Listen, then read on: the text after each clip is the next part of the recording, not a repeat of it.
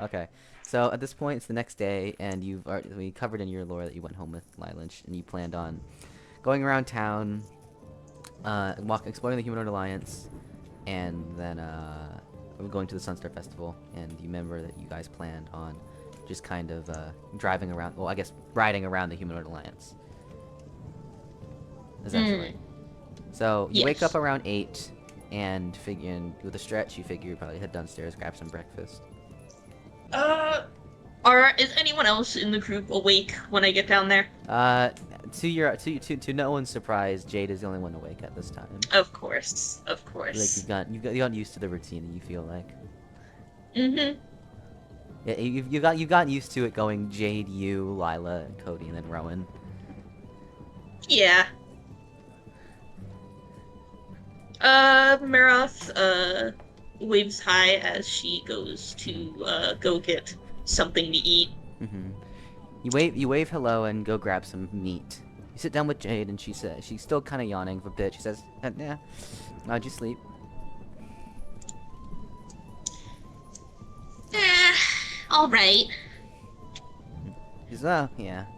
She said, "I think that if there's nowhere else in Humania we want to explore, we can probably start our journey around the nation today." She looks at her calendar and says, "Sunstar Festival is in 7 days. Uh, a boat trip there takes a day, so I'd say leave. It's currently the first, so 5 days around the Humanoid Alliance, and then I think she says she shows you the map of the Humanoid Alliance. You now have access to the Castriel maps for now." Yes. She Okay, shows you let the me maps of just, the Humanoid Alliance and says, "I think since we're here in Humania, we can go up north. Um, I think since we want to obviously take a boat there." She says, "I was going to discuss it with the others later, but for now, I think a good strategy is to go up north and then east to Ostra City. And then we go all the way down from Carton City into Corn City, and then if we end at Vinley City, that's the port city. And so if we end there, we can then just get a boat straight to Salkyrith." mm. Maroth, nods that, sounding like a good plan. She's there. Yeah, so we'll go through all the towns and then arrive there maybe in 4 to 5 days, depending on how long we stay in each city. And then we can go to Vinley City, take a boat there, arrive maybe on the 7th, which gives us a day to, settle into Salkyrith. And then Sunstar Festival is the next day. Okay. Sounds like a good idea. Alright, she says. So, you sit there and wait. Yeah, you sit there and wait. As you continue eating, eventually the others wake up as they all join you for breakfast. Eating up, you all eat, and while Jade explains the route she thought up in mind. The others agree to it, saying that it looks good, and you all, yeah, she says saying that it looks good. Hmm. You all just, yeah, yeah. After finishing eating, Rowan asks anyone if there's anything they'd like to do before they leave, because they're gonna be on the road after they decide to. Jade says Hmm. Jade said that she had already stocked up on anything she needed the previous night while you were doing your meeting, and the others agree. You learn that he said that Rowan was looking for things to do, whilst the others were getting anything they would have wanted. Hmm. Maroth thinks about it for a second, but nah, there isn't really anything, uh, she needs quite at the moment. Mm-hmm. Shake your head, not really think of anything coming to mind. He says, "Okay, well, in that case, we can go to the stables and start our journey. Because I don't want to take too long, of course, because we don't want to miss the festival or get caught like halfway in the Humanoid Alliance when the time comes." Hmm. What is that fucking sound? Don't worry about it. Anyways, Got like a blinky? Okay. no, I mean, no. I get where you get the sound from, though. Yeah. So you nod, and it's around 8:30 once you all finish talking. So you head over to the stables around 9. You arrive at the Hmm. stables, and Rowan speaks to the stable master. Your planned route is your planned route is to go up north straight through Humantown, east into Ostra City, south through Dwarftown and Cartson City, and then southwest through Hybrid Town, Elf Town, Corinth City, continuing west to Giant Town, and then up north all the way into Lizard Town and Merfolk Town, then to Vinley City. You decided to skip through the villages since they're not really of that much value, to be honest. Right. So, after coming back, he explains. Rowan explains that the total trip, if they were to go non-stop, the trip would take them about 2.5 days. Actually, he said the trip would probably take them around. It would probably take them like 3 days to go all the way around. Okay. Yeah, hold on. Let me just check something real quick. Yeah, okay, this makes sense, because that means you'd be traveling about 1,000 miles. Oof. Damn. Yeah, I want to make sure this looks accurate. Because I'm only struggling with, like, the exact distance of things. So, that would mean that... How long would the Humanoid Alliance be, then? That would mean the Humanoid Alliance is probably... the size of... So if it's 1,000 miles, the Human Alliance is probably like the same area as the entirety of New England, which checks out. Oof. Okay. Anyways, yeah. So it takes about 3 days total trip, and so they probably can spend like a couple hours in each town. Okay. You all get a carriage and you decide to just all head out now. You get in the carriage. Just prepare some. Okay, let me just write that down. You get in the carriage and start driving. So, using the map, JD says that the first location is going to be Human City. They say that they're probably not going to... They ask if they even want to spend much time there, because, you know... Yeah, we've already been to, like, 2 cities that are, like, mostly filled with humans. Yeah. Yeah, you figure that for time's sake, it's best just to skip through Human City. So they figure that the first stop is going to be the northeastern city of, Yeah, and so, so this part of the trip is probably going to take you around about 6 hours, and you can do something in the meantime. What is that sound, Connor? Don't worry about it. Why? Don't worry about it. It's not Just really... tell me what it is. No. Why? Because I don't feel like it. Hi, Bliss. Anyway, I guess Maroth is gonna... They are stopping at Dwarf Town after this, right? Yes. Like, that's where they're... Well, no, they're going to the city. What? Yeah. Dwarf Town is not the city. Kind of a big-ass, city. Did you just miss it on the map or something? I was looking at the geographical map, not the political map. Okay. Yeah. Okay. But Maroth is like, so do any of you know much about what Astra City is like? He said they always say nope. Oh. So that's kind of why we're going there. No point in doing research. I mean, what's the point if we're just gonna go there? I guess. Yeah. I mean, she says, the only thing I know is that the main cities of the Humanoid Alliance aren't dedicated to one specific race and kind of have accommodations for all of them.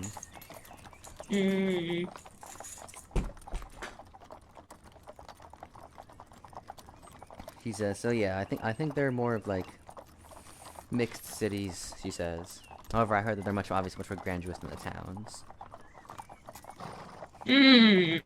Okay. So Maroth, kinda just settles down a bit, maybe just kind of watching the land they go to the next go to Astra City. Mm-hmm. 5.5 hours to do something. If you want to just watch the window the whole time. Well, Maroth looks at Maroth looks at Cody and Rowan, deciding, maybe she's kind of danced around it long enough, but she looks at them and she's like, Out of nowhere, I assume. so yeah, yeah. She looks at them and she's like, so you two, how long have you known each other? She specifically looks at them too. Mm. He says, "Oh, us? I mean, Rowan says, I mean, I think Jade has told you, I arrived here from mainland Zarconia into Akron. Cody was an adventurer already in Akron. I was trying to form a party, and at the time, I was C rank, and he was also C Mm. rank, and he was close to his promotion exam, as was I, and so we figured we would do C rank quests together to get promoted to B rank easier. And then, of course, later on Mm. we met Jade, who was also there in Akron, and then Lila when we visited her village." Maroth nods. And then follows up with, so are you two like close? Like real close?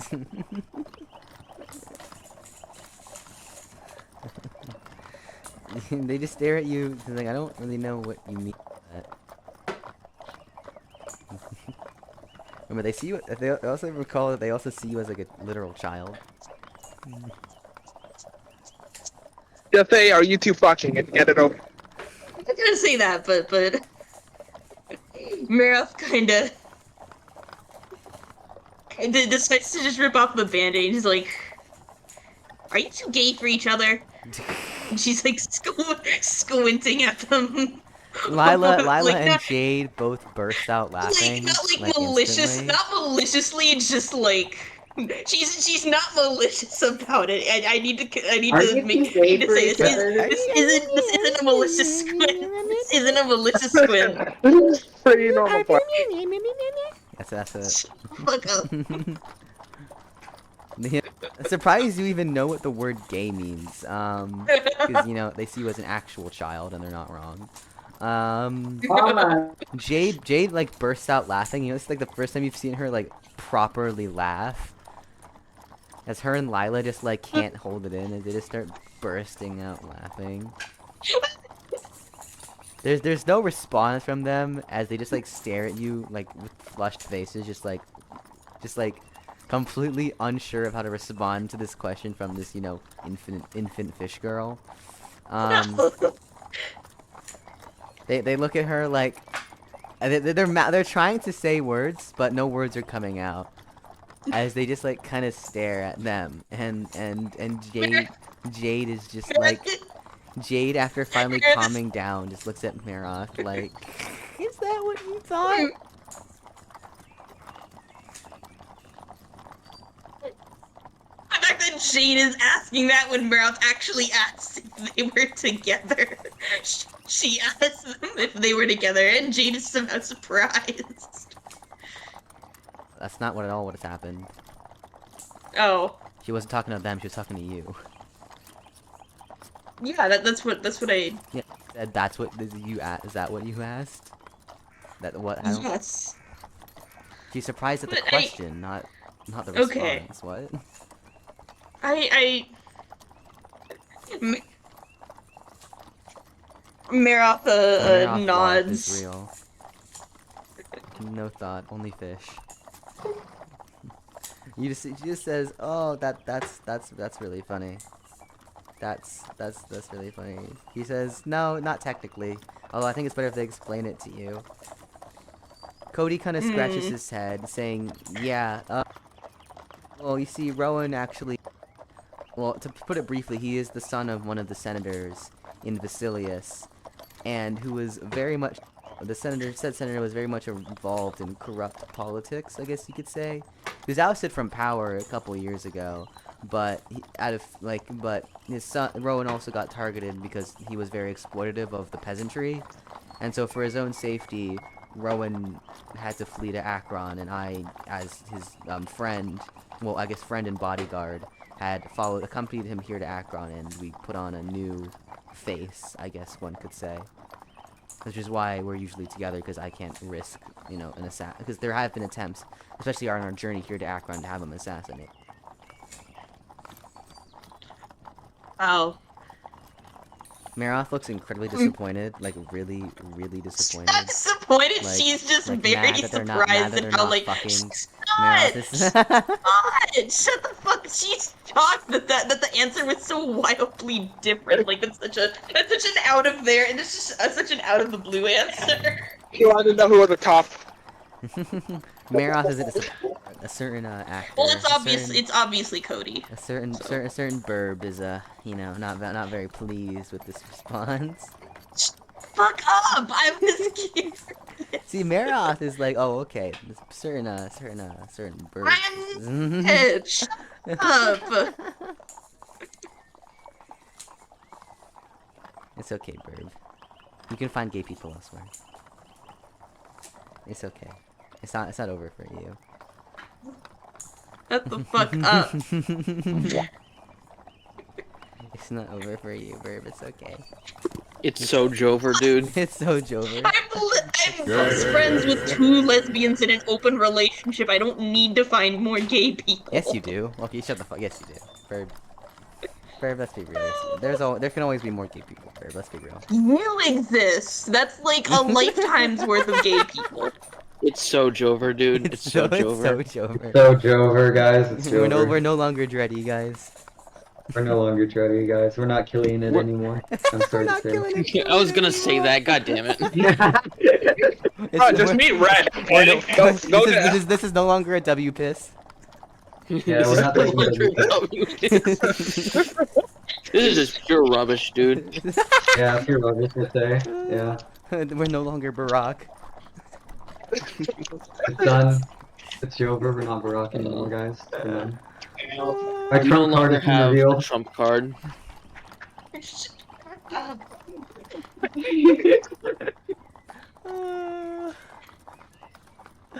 Okay, anyway.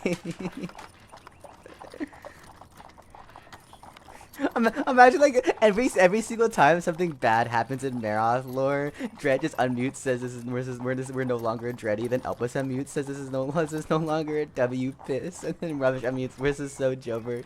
Just at the same time they just mute again, and then just don't even say Oh anything. my god.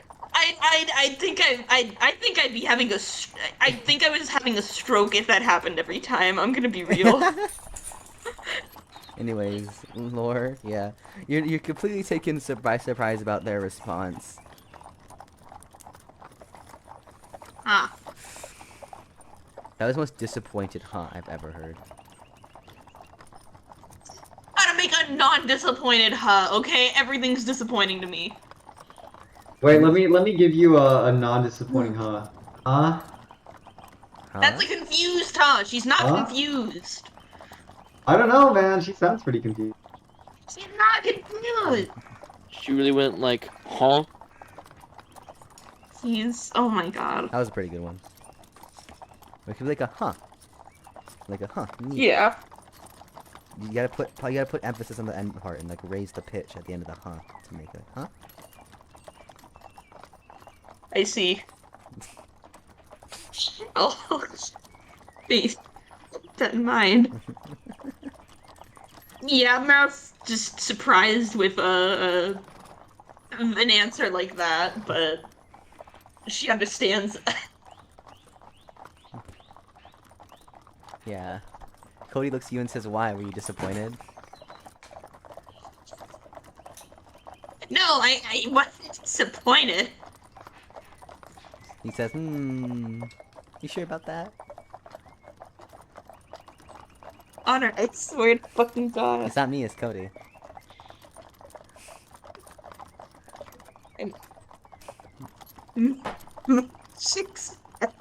Maroth shakes her head. She's like, no, I wasn't disappointed. I really wasn't. He says, well, you see, your eyes seem like light up when you ask me the question. You seem to be holding it in for a while now. Yeah, I was wondering. I mean, because you guys do spend so much time with each other, like, away from everyone else.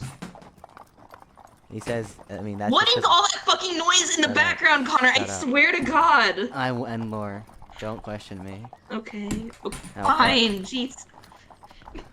Anyways. Yeah, so, yeah.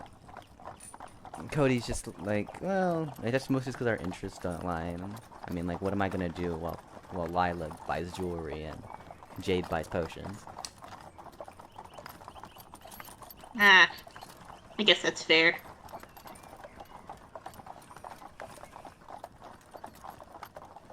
Just so happens that me and Rowan happen to like weapons, and so we can go to the weapons guild and like check out commissions and stuff.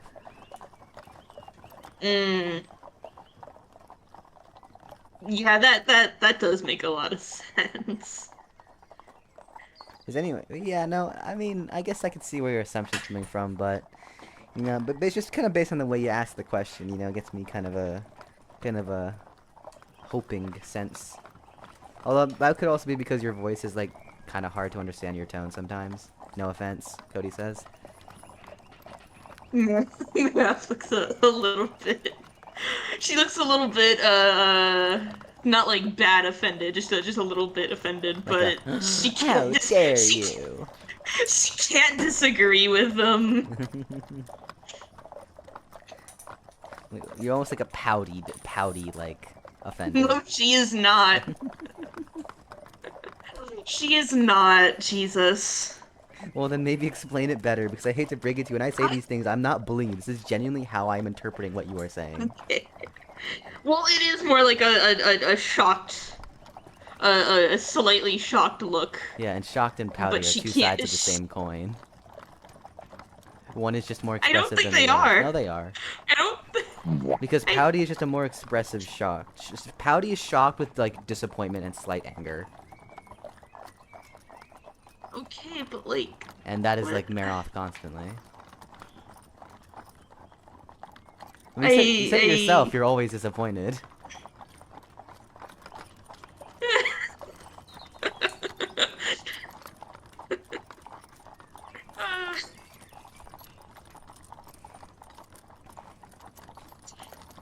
This is silly. Gives you that idea. But yeah, Maroth looks just like a little bit. I guess, God. Taken aback, but like, she does kind of agree. Like, yeah. He says, yeah, well, I mean, I don't know what to tell you. Sorry, your burning gossip couldn't have been proven true. He says with a joking face. It's not gossip. He says, sure sounds like it. Hey guys, did you hear that they go to their room tonight alone? That's crazy, guys. Kinda sounds like gossip to me, you know.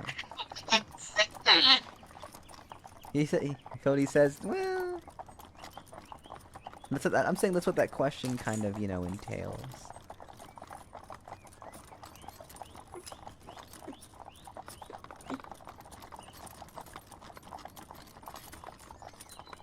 Rowan's just face palming the whole time, like, can you just dump this shit? Maroth does not know what to say in response to any of this now. Cody just laughs. He's having fun with this. And he says, yeah, well, that's how it is. Sorry to disappoint, he says, sadly sticking his tongue out at you.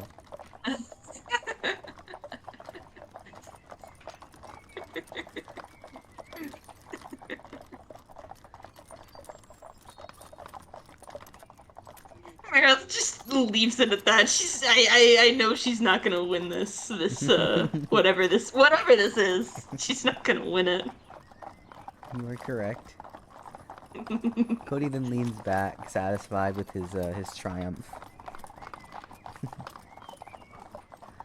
And you all just kind of return to silence. Hmm. It's been like 5 hours left. Damn it. God, There's literally a universal way of passing time, and I don't, like... I mean, I guess she could try and meditate for the 5 hours. Yeah, no, like, why are you so reluctant? As everyone does. You don't know. I don't. Like I don't know Dred's why. like, God, oh, I carriage ride, don't. meditate. Oh, boat I ride, don't. meditate. I don't know why. I don't know why I do literally anything, Connor. Like I can. I will do anything, and then I'll ask why did I do that, and I will not have an answer for myself. I need you to understand. It's like a crippling condition for me. Well, copium. Like Maroth is gonna. It's what everyone does. Like, oh, Yeah. carriage ride. Okay, Meditate for the 5 hours. Yeah, exactly. Like for example, like Dred, like he ran out of shit to do yesterday, but like it was only 7, so just meditate for 4 hours and then go to sleep. Like, it's Yeah, no, meditation is, it's pretty cool. It's basically, also, it also makes sense because, like, it's the not thinking state. You're just like, hey, yeah, it's like the I sleep. like the It's world. a comatose state Yeah. where you're just kind of like it's like it looks like you're high, but you're not high. Mm. One could say. Anyways, yeah. So you meditate for 5 hours, raising your mana pool by 45 until you eventually arrive in Astra City. Finally arriving at the city, you proceed to hop out of the carriage, and it's currently like 3. It's currently like, I can't if I can do time right. Yeah, it's 3 p.m. Okay. Alright. You enter the city by showing them all your guild cards and enter. They're not quite sure what to do.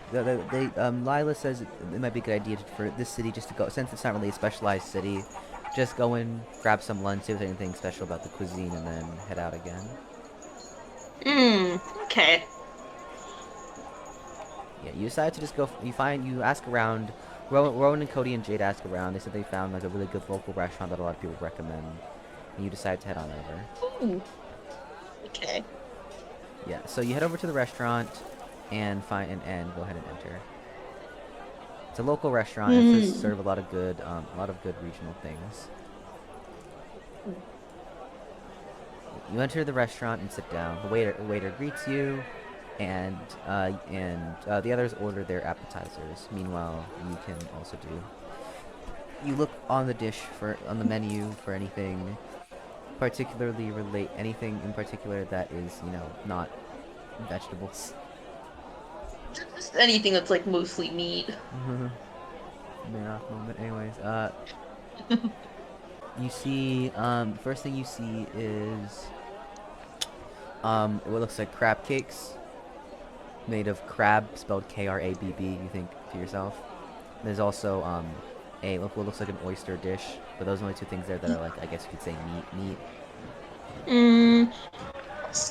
Oysters are probably fine. Maroth, seafood is what she. What is is Maroth's more. opinion? Would Maroth's opinion be on like neither vegetable nor meat dishes? Like if they had like It's spaghetti, alright. like If spaghetti, it's not, like, that's fine. like pasta, because pasta is not meat. It's not. Yeah, and if it was like served with like an Alfredo sauce and not like a red sauce, she'd be like, it's fine enough. It's fine. It's good. It's filling. It gives me good. It's good not as bit good as of tearing energy. into the backside of an innocent sheep while still alive. of It's course. not. Yeah. It's not. It's really not. It's not the same. Me when the brain desire to eat a cow alive. Literally. Anyways, yeah, so you ordered, which one do you order? The oysters. You order the oysters, and they'll arrive while you talk. They said that most of their catches come from the humanoid sea just north, and the menu explains, and you eat. So while eating, they say, all right, so we'll eat, maybe walk around until 4, head over to Dwarf City, and then that should give us enough time to actually for Dwarf City, and then we can stay until the evening and then sleep during the carriage ride. Cody says. Hmm. Oh, by the way, how much did Maroth's mana raise while she meditated? 45. Okay. Yeah, they say that like Dwarf Town actually that actually suggests that maybe they can get some upgrade. That maybe you and everyone else get some upgraded weapons since you know it is a Dwarf Town. Yeah, Maroth was thinking about that for sure, especially with the money you got from. Yeah, and she was thinking that okay, a human wasn't really able to figure out like she couldn't really make anything with the scales she had, but she's thinking maybe dwarves, they'd be better at it. They might have a better idea of what to do with How the many do you even have extra left? 6. Oh, 6? 6. Yeah. Okay. Yeah. Yeah, you think that to yourself and agree that Dwarf Town be a good place to get probably stock up on weapons and whatnot. Your oysters come and you eat up and it tastes really great. You can one order entrees. You can either go for a local fish dish or a local red meat dish. Probably a fish dish. Fish. Fish. The two fish on the dish menu is the first thing is a dish from like the Gimtal. You ask the waiter what it is, and they describe it to you. From what they describe, it sounds to you like catfish, essentially. That sounds pretty good. Yeah, the second fish is What's the second one? The tamaron. It's a dark, scaly purple fish that's very rich and buttery, but however very oily. And it said that it's actually... Yeah, she explains that the tamaron is actually one of the few fishes in the world that are indigenous across the world. I see. It can be found in all 3 continents. Probably the first one then. Yeah. You order the Gimtal and it comes back. Yeah. You eat your entree and it does feel like catfish. It's pretty good. Once your entrees are done, you all head out. You walk around the city for a bit, appreciating the sights, and note that it's very, lively and whatnot. Soon that hour passes and you set off again for your trip around 4. Jade explains because Dwarf City is much closer than Astra City. This trip should only take them this part of the journey should only take them around 2 hours. Okay.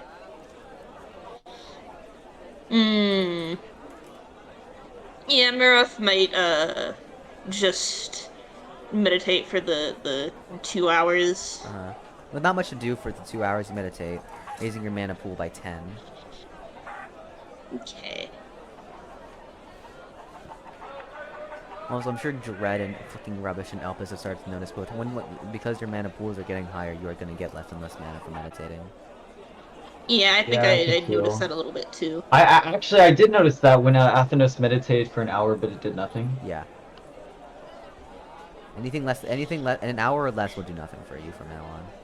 Once you've passed that threshold, essentially. You have to meditate more or kill stronger monsters to get a higher mana pool. Okay. Let's go. Anyways, yeah. So you meditate, raising your mana pool by 10. Eventually you arrive in, of course, Dwarf City. Exiting immediately, after you enter the city, you note that the entire city is already, feels, the entire city feels more... The city feels, almost hot. Warmer. Because the temperature went up when you entered. The sounds of hammers and blacksmiths can be heard. And there's a subtle smell of smoky and ashiness in the air as well. You enter the city and see mostly dwarves. Let's say 90% dwarves moving about. A lot of them seem to be blacksmiths, if not most of them. Seems likely an aspect of dwarf culture, you imagine. Alright, so Cody... Yeah. Once again, everyone asks around to find a good blacksmith, and generally they seem to recommend this one in the center of town. They say it can be a bit more expensive, but the stuff is top notch.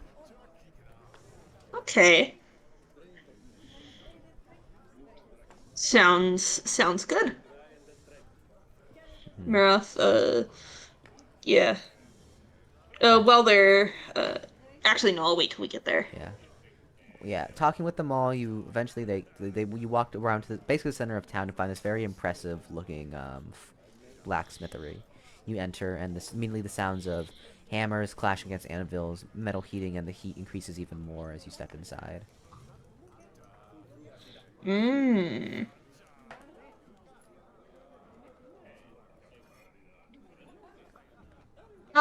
Do yeah.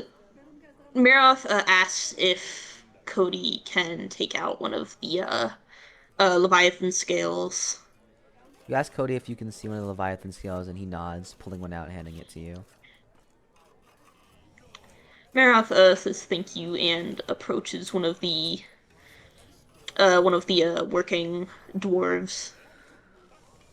I mean, you can't approach the dwarves. Yeah.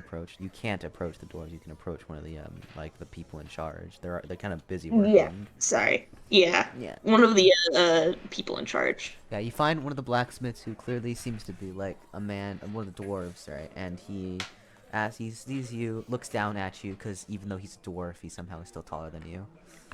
Because Babu. But anyways, yeah, he asks you what you can do for you. Maroth puts the scale on his desk and she asks, I wanted to know what could be made with these. I He have looks, about 6 of them on me. Look, it says Leviathan scales, huh? Of decent Mhm. size. In just a second, he's able to analyze their Hydra. It says Leviathan scales have different properties. Yeah. Sure, I could do something with it, sure. Although I wouldn't advise making a weapon out of it. Scales are made to protect creatures, and so they're gonna be durable and they're gonna be sturdy, but they're not necessarily gonna be sharp. Mm. He says like just like how you don't turn skin into a weapon, you turn skin into leather and then into armor. So I could probably take Mm. these scales and turn it into more or less an armor piece. He says the scales of a Leviathan themselves don't have many magical properties, so I can't really turn it into much like an accessory. But I can guarantee if you turn it into armor, it'll be difficult for even like mithril weapons to do much against it. Mm. Would 6 be enough to make something substantial? He says if they're all the same size, and assuming they're making it for yourself, then yes, you're small enough that it should be enough. Marath asks Cody if he can take the other 6 out to see if it's enough. You take out the 6 scales and he says, "Yeah, that should be." Oh, it depends on what you want to make. I should say, like if, for example, if you want like full plate armor, then obviously not. But What about just something upper body? so just like a breastplate. Yeah, I could do that with like 4 of these. Okay. How much will it cost? Said, working with these, cause obviously I'm gonna fuse them together. Probably, he thinks 14 gold. I think is a good. Actually, 15. Now that I think about it, yeah, 15 gold.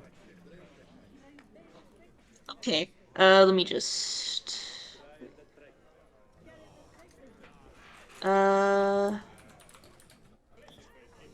Yeah, Marath agrees and hands him the 15 gold. You hand him the 15 gold. He says, "Okay, I can send this to one of my free workers, and I should have it done probably by tomorrow evening." Mm. Are we gonna be there for that? No, of course not. Shit. Why would you can't stay here for a whole day. Yeah. Oh. Very disappointed that you missed the election. Marath looks a little bit disappointed. We're not gonna be here tomorrow evening. He says, "Oh, where are you headed to?" Sorry. Well, let me just. Well, tomorrow we're heading down to Carson City. He said, I mean, you mean today. I don't Well, think you yes, understand. yes, You are today. not spending more than an hour or two at each area. Yeah. He says, Carson City, huh? How long will you be there? Are you traveling or something? Yeah, we're making a full trip around the Humanoid Alliance. So, well, in that case, where are you ending up?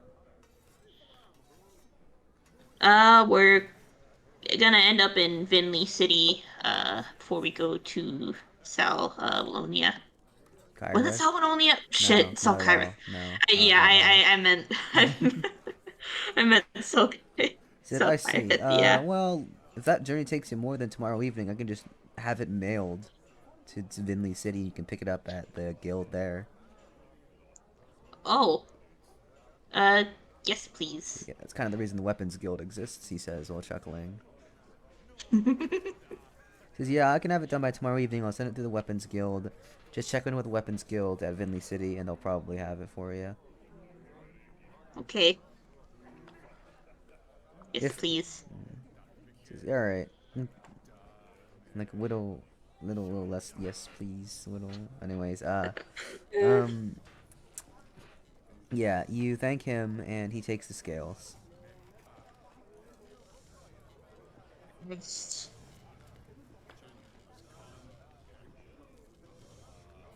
With your commission done, the others also like spend the time polishing some of their weapons and just like sharpening things, getting maintenance done. With all that, that all takes until about it's around like 5, or actually no 6. So that takes about 2 hours until 8, and then they decide to head out on the road again. They said that they'll arrive later at night in So he said that they can always they'll probably arrive in Carson City in about 4 hours. So they'll arrive at like midnight, and they can find an inn, sleep, spend the morning there, then head out. That's okay. Yep. So you head out. You head out once again on a 4-hour trip to Carson City.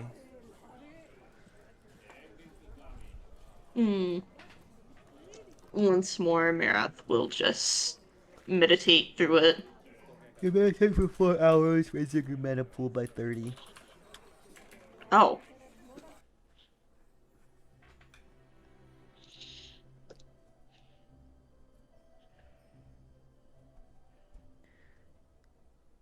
Yeah. You arrive in Carson City, and all of you are pretty tired, so you head on over to an inn. You just purchase the singular day for like a silver. Okay.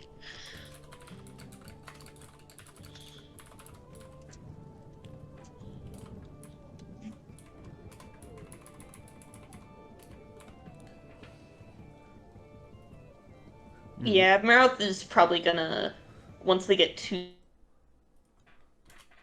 You cut out. What time is it by the time they get to the inn? Evening. Not evening. Midnight. Oh yeah, Maroth's going, straight to bed. You decide to go straight on to bed. Yeah, you go straight to bed, not even like thinking about anything. Mm-mm. Yeah, going to bed, you fall asleep after a long day's immensely exhausting trip and a bit of physical. You all wake up around 8 and head down. We wake up around 8. You head downstairs and find the others and eat a breakfast. The breakfast here is different from Humania, slightly different in terms of the assortment of food. You decide, since you know, like Astra City, there really isn't much here of regional specialties. You decide not to stay too long. You explore for maybe you walk around for maybe an hour until 9, and then continue on your journey. Your next stop is Hybrid Town with 2 hours. Jade explains to you the Hybrid Town is one of the special towns. It is one of the towns that is dedicated to half-breeds, so halflings, half-elves, etc., etc. Okay. Jade explains to you that because half-breeds tend to only be, especially half-elves, tend to only be like half as powerful as normal elves because of the genetics, that Hybrid Town originally was created as a way to offer refuge for these, and now their culture is kind of based around that that unity between different races. I see. Hmm. That is okay. Yeah, so now 2 more hours until you arrive there. Yeah, Maroth is gonna meditate through that again. Yeah. Okay. Oh, Italian worst. So it's currently the 2nd. So we're on good pace. Yeah. So you spend 2 hours and meditate, raising your mana pool by 10. Bless you. Dies. Bless you. Eventually you arrive in Hybrid Town. Getting out, that the town, you know, has definitely the most homely vibe out of everywhere you've been. This is the first time you've ever really seen like these kinds of half-breeds moving about in such large concentrations. There's a lot of half-elves, and you note they have stunted ears, like not as long as normal elves, not as short as humans, as well as halflings. They should be shorter humans, and they remind you of the halflings, you know, from your own worlds. As well as some other half-breeds, including like half beast folk, half elf, etc., etc. Yeah, you know that it feels odd here moving through. It feels like not odd, but it feels interesting, like very different from what you're used to. Very like a sporadic, but like chaotic feel to it in a good way.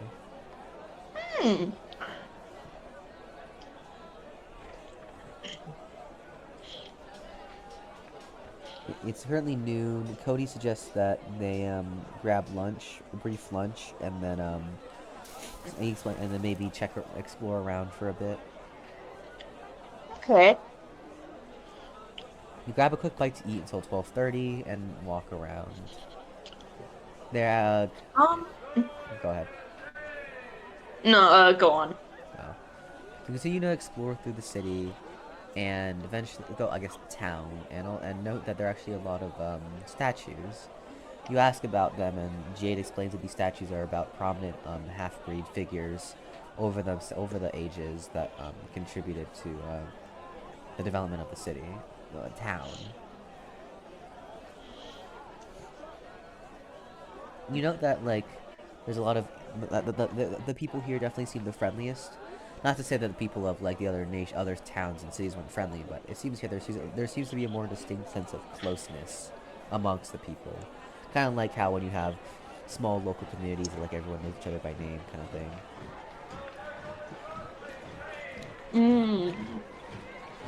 Okay. It's interesting. You enjoy the time you spend until around like until about 1:30. You then decide that's best to get back on your journey. Actually, we'll say until 2 because of and it's a note that this time it's going to be a 4-hour journey to the next town, Elftown. You're definitely interested in Elftown and curious because you recall that like they're unlike the elves, unlike all the other humanoids, have the kind of their own continent, and so the question of why they established their own town, humanoid city, kind of intrigues you a bit. And you're kind of just curious as to the story behind it. Alright, so you set out on your 4-hour journey.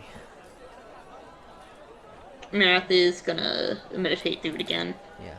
You meditate for 4 hours, raising your mana pool by 30.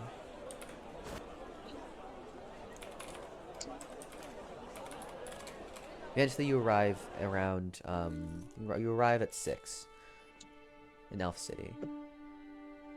Fucking hell. Bless you.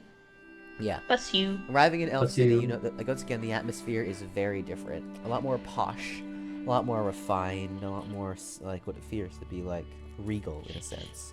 You wonder if this is just, like, kind of like what Sal Kyrith would be like, maybe. Hmm. You look around and note that there are elves of every kind. Sun elves, moon elves, well, not moon elves, sun elves, wood elves, normal elves. A lot of normal elves, you know. You know that there are some of like the specified subraces, but a lot of the elves here appear to be normal elves. And you think that might give you a hint as to why this place was established. With it being 6, you figure that you can look around for maybe an hour, eat dinner, and then set out again. Well, Rowan suggests. Okay. So to look around, yeah. You walk around the city and note that it's very calm and refined. Lots of elves, lots of normal elves. Curious. You kind of Jade, and then it kind of explains to you that Elf Town was established by normal elves because she knows that whilst the Elven continent is very prosperous, she said there really is no elf kingdom. There's a moon elf kingdom, a sun elf kingdom, a drow elf kingdom, a wood elf kingdom, and a high elf kingdom, but there is no kingdom for just ordinary elves. She explains that in the oasis area of Elvania is the village of elves. That's more like a refugee area for all types of elves. She explains that Elf Town was established by traveling elves who wanted a place to call their own that isn't dominated by a subrace of elves. Oh, I see. Which is why Elf Town exists, Jade explains. You continue to explore the town, talking with locals and having fun until 7. You find a dinner and eat up. You actually get to eat some local elfin specialties. However, because they're imported, they probably wouldn't be as good as when you eat them in Salkyrith. I'll be right back. I need to get a tissue box. Okay. Yo, we do love exploring across the humanoid alliance, like I did. You're doing great, Dread. Thanks for running this place so well. Of course. Well, I mean, it's mostly Lena. I just like Yeah, took the I was about to say, foundations. actually, thank you, Lena. No, but you can thank me in a little bit once I actually start doing work. Then you can thank me. Okay. I mean, also we did kind of like I did assist in taking out, Vampire Lord. That's pretty helpful. Of course, I'm sure you did. What do you mean? You were there? Hello? Wait, no, I was thinking of What the Rosaline for What a the fuck? second. I don't. What the fuck? Like I No, was about to I kill had a moment. Virgil. For one, we didn't actually kill him, and I was like, Well, yeah, I was we're lying about about to. that. I Like forgot if about. Rosalie, Yeah, no, we're if about to, and I was like, yeah, wait, we're still lying about the fact that he's dead. yeah, I killed him, quote unquote. Yeah. I would have killed him too. It's just like simply a matter of perspective. Yeah, I'll make sure he's dead this time. Yeah. Yeah. Yeah.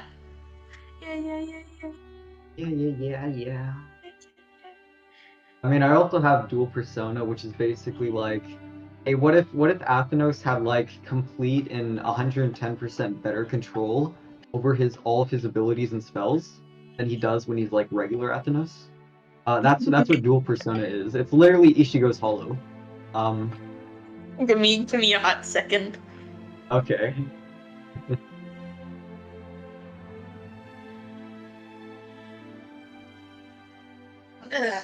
Okay, continue. Well, yes. Basically, dual persona is so powerful that Connor basically gave me a subtle warning when I first used it against the Elder Leviathan, by the way, to make use of it sparingly. Yeah, I because it has see. dire consequences. Oh dear. For example, what if the persona like was able to take over for longer, like after the fight? What then? Anyway, time to distract myself. But yeah, the humanoid alliance greater than it ever has been in recent centuries. It's gonna be peak, Birb. It's in some good hands. It's Yep. in good hands.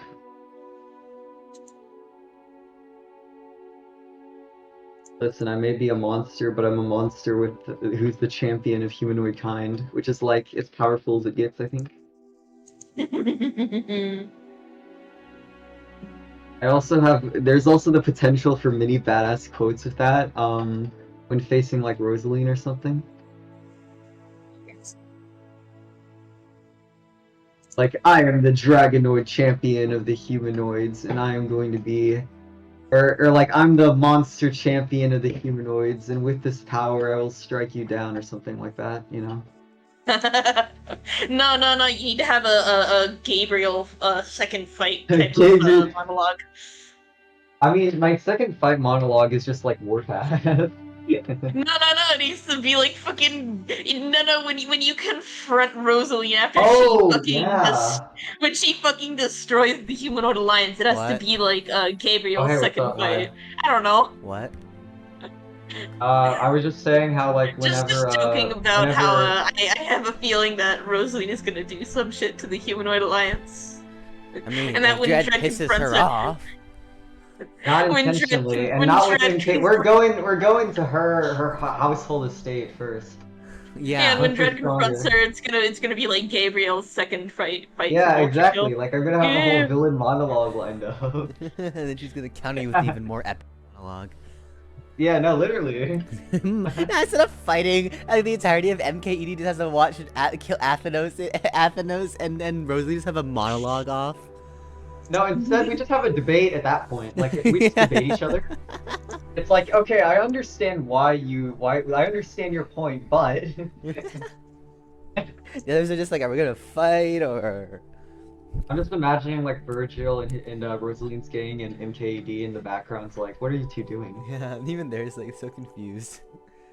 Yeah, we're just like, you know, I understand why you want to turn everyone into vampires, but hear me out. Literally. Anyways, yeah. You enjoy a lot of time in Elf Town eating the local cuisine, and it gets you excited to once you actually visit Althvinhaim. Yeah. Anyways, yeah. You get in the carriage around 8.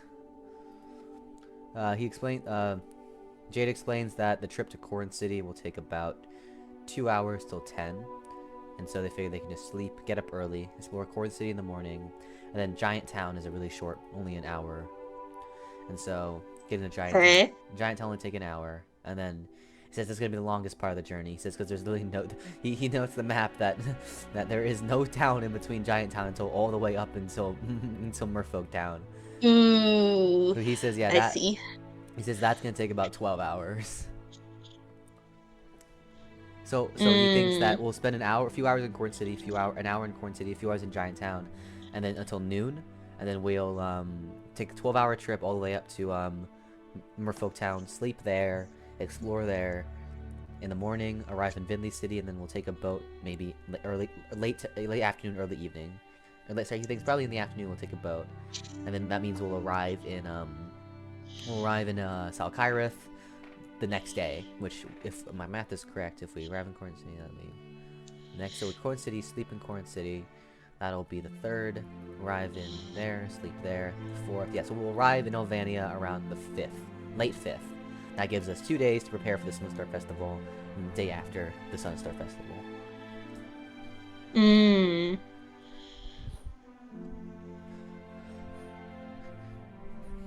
You nod in agreement. Yeah. Yeah, you then prepare to set off for Corinth City. It's a 2-hour drive. Once more, Maroth will meditate. You meditate for 2 hours, raising your mana pool by 10. You arriving in Corn City, the sun is already set. It's around 10. You put the horses in the stables and get in. You get into the carriages. Yeah, you can get into the carriages. With that done, yeah, and you then go ahead head out of the carriages and find an inn. You find an inn and buy another day for a silver. Okay, let me just... And so afterwards, once that's done, you, yeah. Once you find the inn, you fall asleep pretty soon. You wake up around 7. The sun's just starting to rise. You head downstairs and eat breakfast with the others. While you're eating, Lila kind of asks you if you're enjoying the journey so far. Maroth nods. A lot of it isn't quite what some of it isn't quite what she expected, and it's a new experience, and that's always nice. Mm-hmm. My list says, and I agree. It's nice. It's interesting to see all the different humanoid races. It's also interesting to see the prosperity. It's hard to believe that this is even the Humanoid Alliance after what I've heard about it. Maroth nods, having only known a little bit of what it was like before, since she only really heard about it after Dread took over. Yeah. But she can tell that whoever is managing a lot of this is doing a pretty good job, because everyone seems a lot more content than they than what she heard. Anyways, yeah. You wake up in Corinth City, and yeah, after eating breakfast, you discuss and head out. You note that that there seems to be some bustling going around about the city. Jade does a bit of investigating, and she learns that today is actually the official election day, where the president will actually be chosen. You recall remember Dredd saying something about him only being an interim president, and so this is probably the actual election. They said that Jade explains that the election is supposedly supposed to be held around 12. And then the results then be announced, and then she says, word will probably spread here pretty quickly, she says. Maroth nods a little bit, actually a little bit excited, because, I mean, she doesn't know, like, she's probably heard a little bit here and there about, people's opinions on, Athenos Dread, and possibly about the, other, fucking... Candidates, yes. And I'm assuming a lot of people have been talking about Dread, though, because, and she does hope that, yeah, she does hope that he wins this. You think that to yourself. You figure that the election results will probably be announced by the time you're in Giant Town. Okay. So you decide to it's around 7. You explore Corn City for about an hour. It's pretty like the other cities, but you know that there just isn't much uniqueness to it. It just feels like a city. You think you enjoy the towns more than the cities, to be honest. Yeah, definitely. Regardless, it's still nice to see like all the happy faces and whatnot. After around 8, you head out again. The trip to Giant Town takes only an hour, so yeah. You arrive compared to the other trips, this one feels kind of short, as you arrive in Giant Town around 9. You get out of your carriage and enter Giant Town. Giant Town, out of all, definitely feels very hectic, like because of the big size of the giants. Yeah. A lot of people moving about, mainly giants, of course, but you know that this is probably the town with the most non-giants. Jade explains to you that when Lies took over, Giant Town was actually the only town that managed to escape the Human Alliance, and so while Lies was in control, Giant Town actually wasn't a part of the Human Alliance, and that's why you'll see a lot of non-giants here, because of their refugees escaping Lies. Because if you wanted to escape the Human Alliance, the closest next civilization would be Giant Town. Okay. She says, however, after Athenos took over, it got reincorporated into the Human Alliance.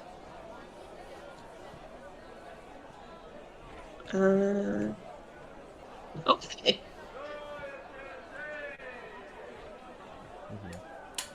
Intrigued.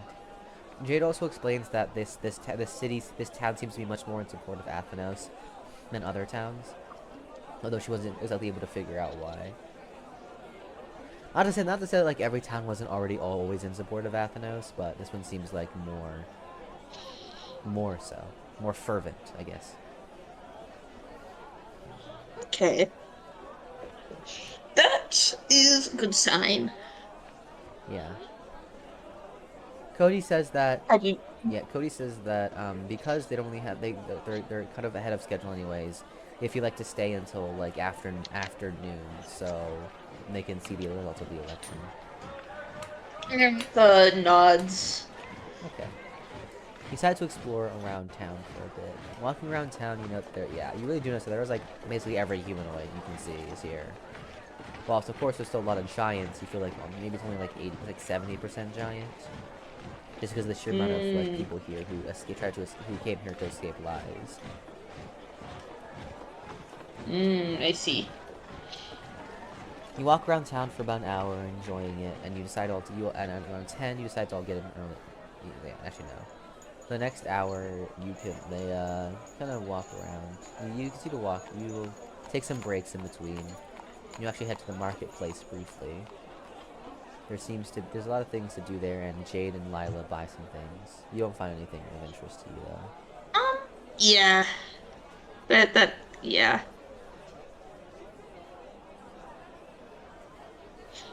Yeah.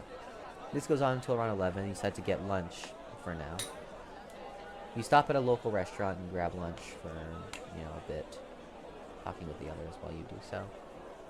Lila asks, I assume I already know, but who would you be interested in? Who do you want to, win the election?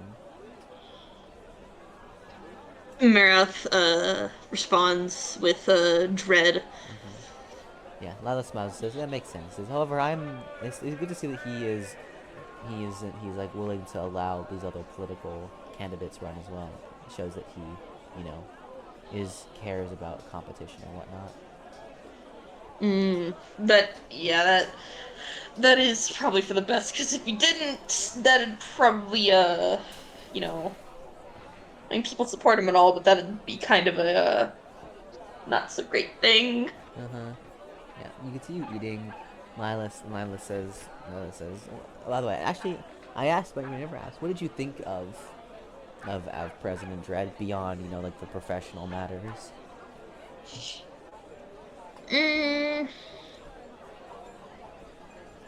Well, because obviously one went... can be a bad person but a good president. I think he's still a very... he's a very caring person and a very mentally strong person. But, surprised to see he, Maroth thinks about it for a second. He had a kind of bad sense of humor.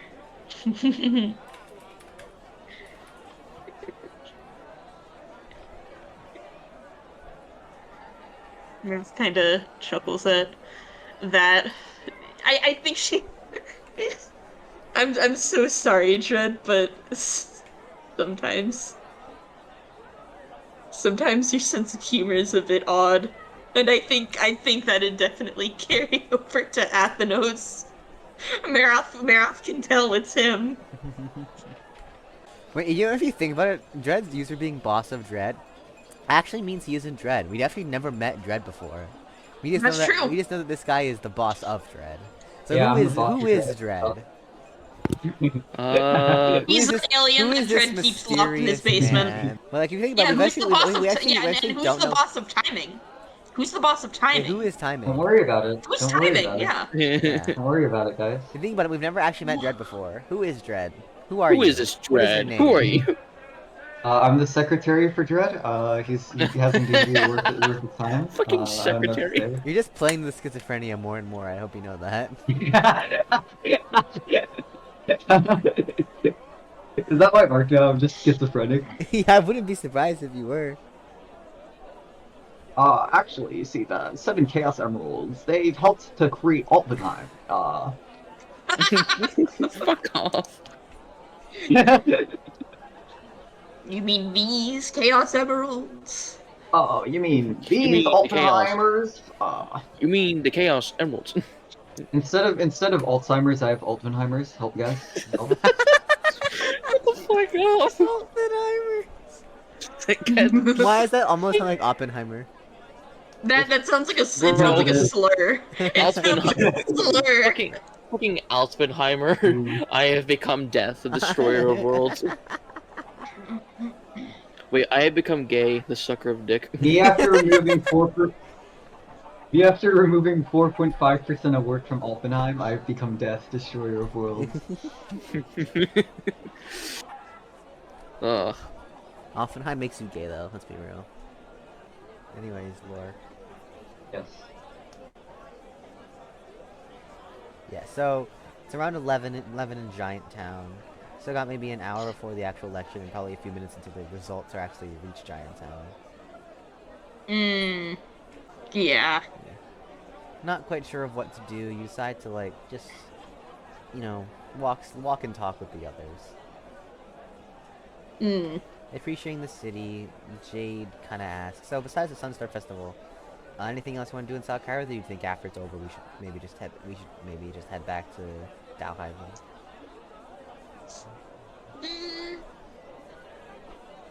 Unless we think of anything, I think we just head back after it's over. They nod and says, yeah, that's fair. He says, unless you want to, like, visit one of the other Elven cities, I suppose. Elven nations, I should say. Yeah, that might be a good idea if we decide to, but I guess we'll just see when we get there. Jade says, yeah, if anything, it might be good to go to Sawalonia because South Cairo is on the plateau of the sun. So there isn't exactly a port, and so Sawalonia kind of is the port kingdom. And so we can go there with the intention of going back, but also explore while we're there as well. Maroth nods that's sounding like a good idea. Ooh. Yeah, you agree with them, and decide, and you continue to. And eventually, an hour passes, and everyone seems to be gathering around this podium in the center. There's a guy. There seems to be someone in the center who is like taking a message. You think they might be using telepathy to communicate who wins? Oh, that makes sense. Eventually, you wait there in frustration for 12 until the announcements are heard that Athenos has won the presidency. Giant Town cheers as everyone cheers him on, and you see that you are happy for him as well. Eventually, the telepathy person also plays Athenos' inauguration speech as well, and it was very good. Oh, He like just nice. Afterwards, it's around 12:30, and Cody says, "Well, you ready to hit the road again for the longest part of this trip?" Maroth nods. All right, you set out for Merfolk Town.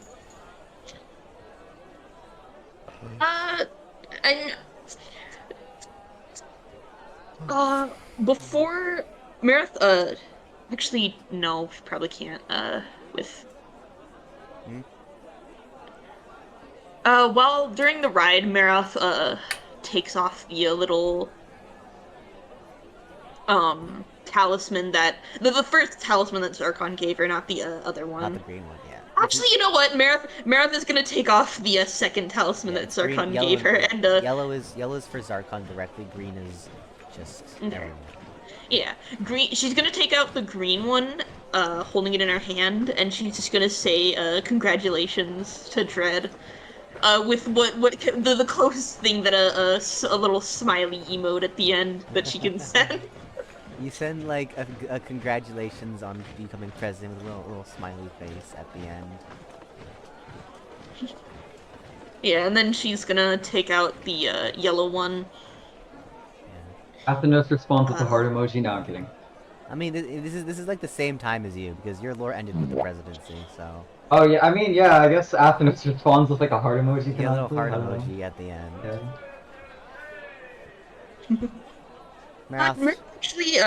Maroth actually sends I think she's gonna send a message to all the others with the talisman saying we should get together and celebrate Dread's victory when we all have time. I mean, you could do it in South Cairo. Yeah, she's probably gonna follow it up with probably in South Cairo. You send a message out to everyone saying that they should probably meet up in South Cairo. Okay, I think it's only been 2 days for them. Okay. I'm trying to add my things up. Okay, so they're waking up on Delio the 3rd, which is good. Because that means that... So everyone... So everyone is behind you currently when you send that message, so that'll work fine. Okay. Eventually, we'll assume that you get a general like shore response from everyone soon after. Okay.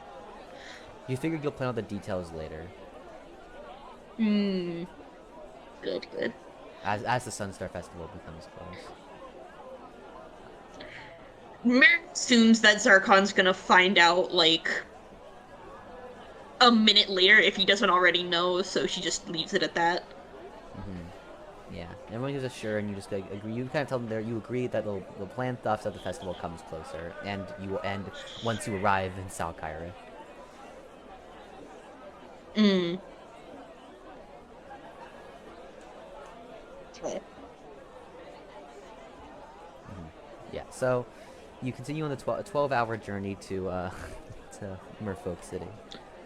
Yeah, Maroth is after sending that message, Maroth is going to Sorry, Lizard Town. Actually, Lizard Town is first. So Lizard Town. 10 hours actually. Okay. Maroth is going to meditate through those 10 hours. You meditate for 10 hours, raising your mana pool by 80. Nice. Delicious. Eventually, you arrive in Lizard Town. It's very dark. It's already dark. It's around 10:30, and so there really isn't much to do. You all quickly find an inn. You pay for another day for 1 silver, and you head to sleep. Yeah, Maroth wakes up Maroth wakes up, goes through the same routine, probably seeing Jade awake, and going to get something to eat. Yeah.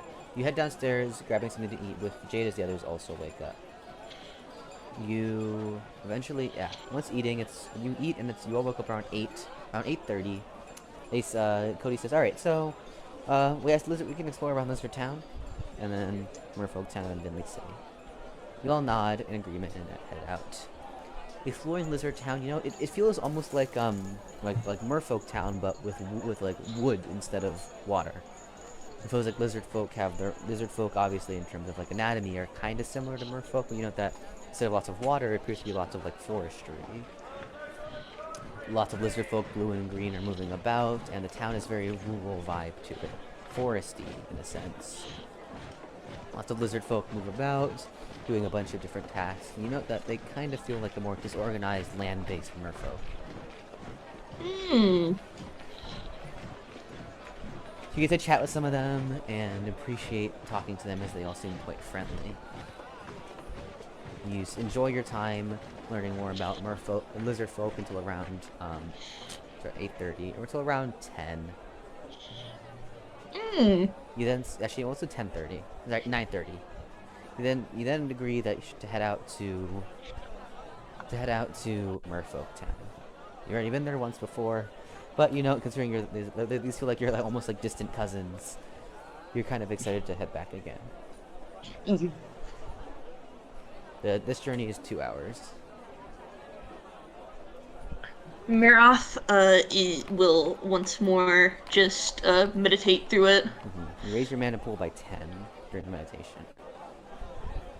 You arrive in Merfolk Town around 11:30. You're excited to get out, and with many of the merfolk both swimming through like shallow canals and moving about. You feel like nice here, as they're a lot of their mannerisms and patterns seem similar to yours. Lots of them seem to be snacking on fish and doing whatnot. As you walk through the town, there's actually a vendor who's handing out fresh fish for people. Yeah. You know what? Maroth is going to go up and get one. You said what kind of fish? Fresh. Fresh fish. Okay. Yeah, Maroth is gonna go get one. How much does it cost? 3 silver.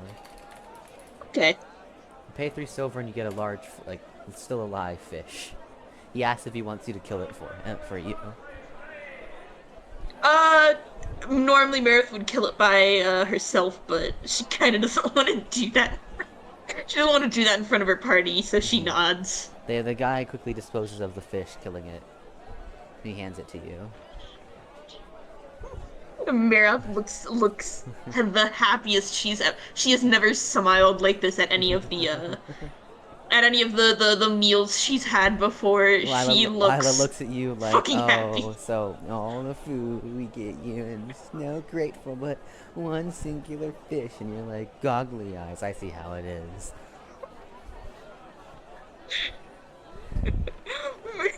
Maroth looks at her like too happy to be eating a raw fish to be annoyed, and she's like, how about I get you guys food sometime? Huh? I'll go out. She says it's not gonna be a raw fish on a plate, still alive. Well, yeah, you guys can cook it to how you like. You just won't have to pay for it. She looks at you and says, oh, you're not even gonna prepare the food. You're just gonna go into the ocean, grab a fish, kill it, and then hand it to you. That's not food, Maroth.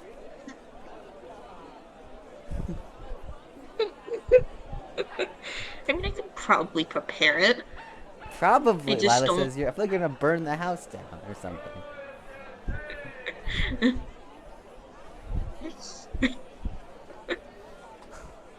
Lila says, I appreciate the sentiment, but if you come in here, come next to me and just hand me in my hands just a dead fish, I'm gonna scream at you.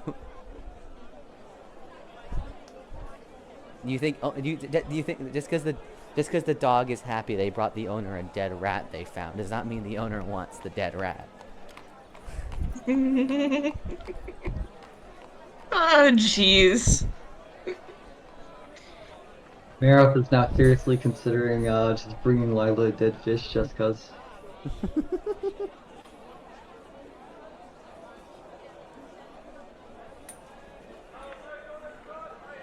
I guess noted. Anyway, Maroth enjoys her fish.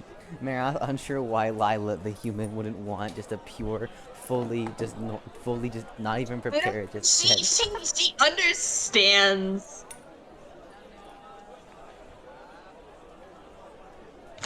Look, the tiefling logic at this point is taking over Maroth more than her once human logic. Who knows? Who knows? You know, you can really be sure with these things. I think it's just No, you gotta do a thing where like Athenos is struggling with draconic instincts, you gotta struggle with tiefling instincts. It just makes sense. Oh, I mean, it jeez. is a part of what is in the character, technically. Yeah. Probably. Like Meredith's like, she wouldn't like that, and then she like the single moment of fucking common sense kicks in, and she's like, oh yeah, right, Oh, right. yeah, that makes sense.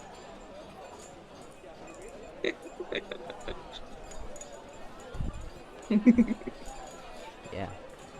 Anyways, yeah. With that done, yeah. Once you eat the fish, it tastes really good because fresh fish, and you continue walking along. You spend a lot of time just appreciating Merfolk Town, as it's very much reminds you of where you're from. Well, I guess you're kind of nature, one could say. Yeah. And so, yeah, it's only after, you enjoy, the general atmosphere. You get some lunch to eat, and you leave around 12, satisfied with, your merfolk cousins, Yeah. essentially. It was it was a nice homely feeling to her, probably. Yeah, no, literally. Anyways, yeah. With that done, you decide to finally head out to Vinley City, back where it all started.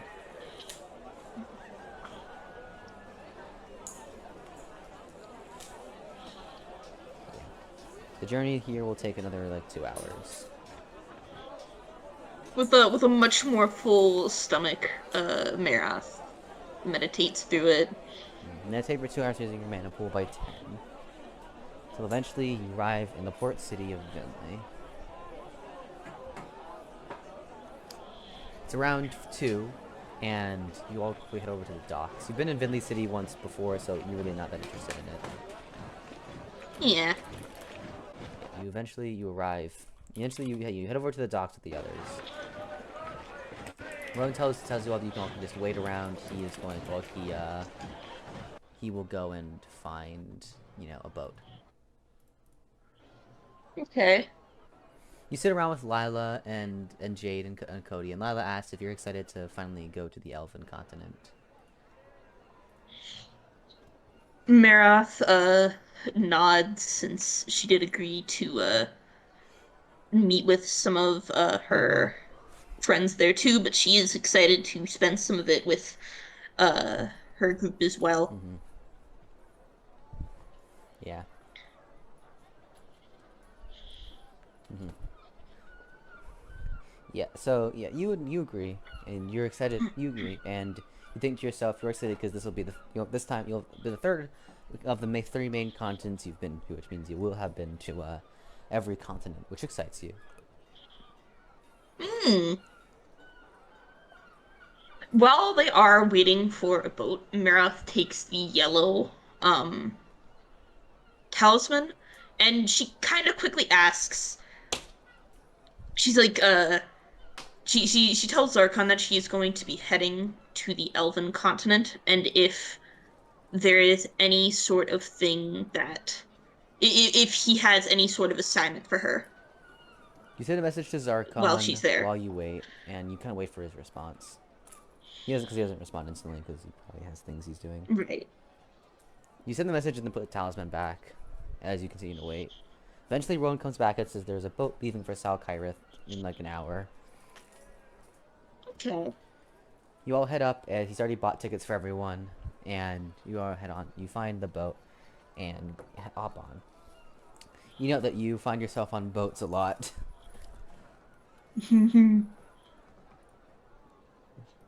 Yeah, you eventually, around 3, the boat sets off. Rowan explains that the journey will take about a day. Maroth nods and decides that since there's probably gonna be a lot more going on there, she might partially kind of just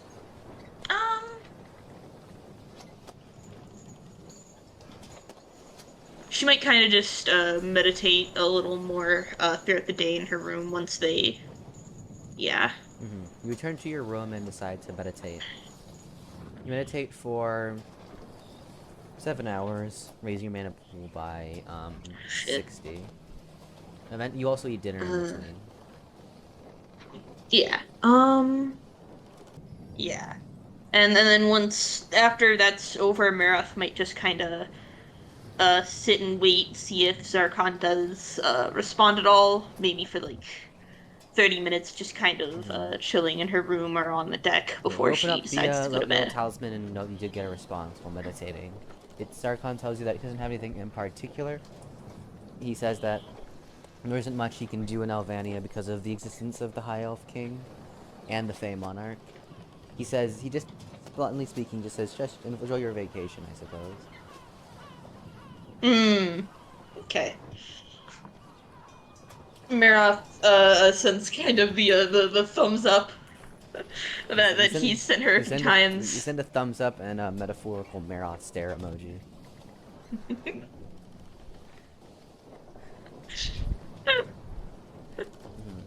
With that, you figure it's getting pretty late. You should probably head off to bed. Okay.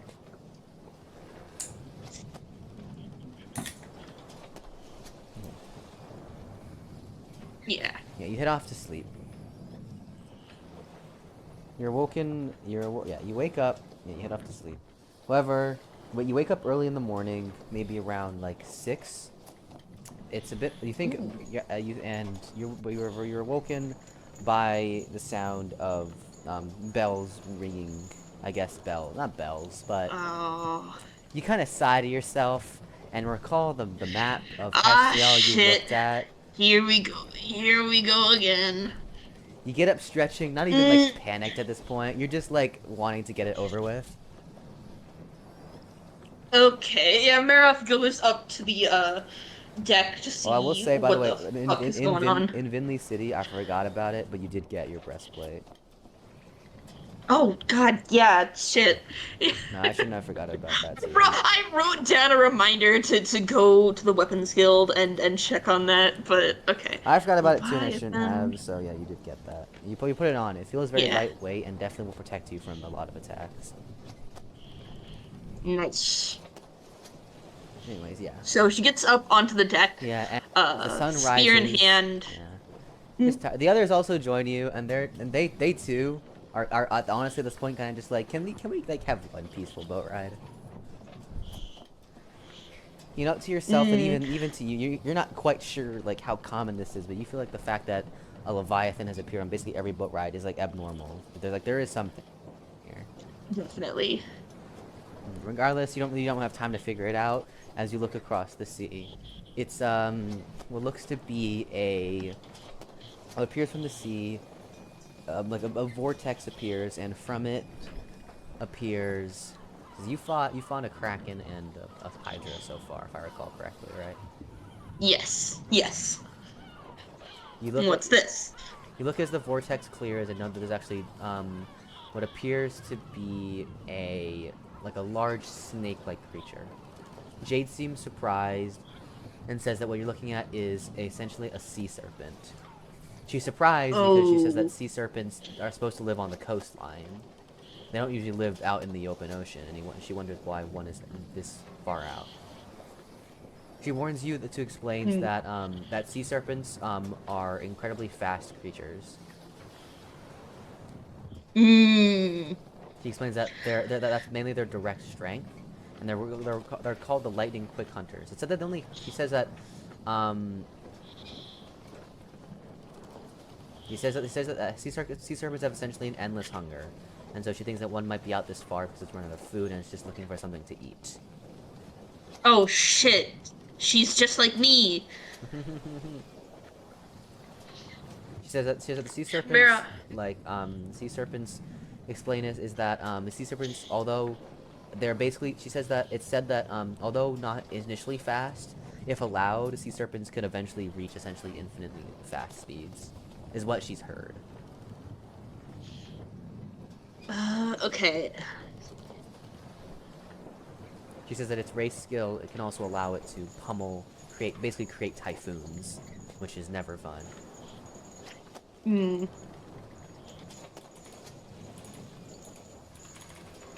get ready to. The sea serpent roars at you and begins rapidly, and like it seems to be basically sizing up the ship, essentially. It circles. You know what? Maroth is gonna look right in its fucking face and fucking hiss back at its fucking sizing up. You hiss back. And before jumping, Dude, this is like a the tiger other- hissing at a house cat. It is, it very much is. You hiss at the sea serpent and it literally doesn't even notice you. It could care less about you. Maroth jumps off the other. Yeah. Jade just kind Side of gives you a of thumbs the up ship. and says, "Good luck." At this point, they've gotten so used to this. You jump off and fly and land in the ocean. Yeah, Maroth activates fucking Highness Sights. The spirits appear once again and look at you and say, "Wow, you really must like fighting these things." Maroth shrugs with almost like a she can't really she doesn't know what to say. They must love her so much.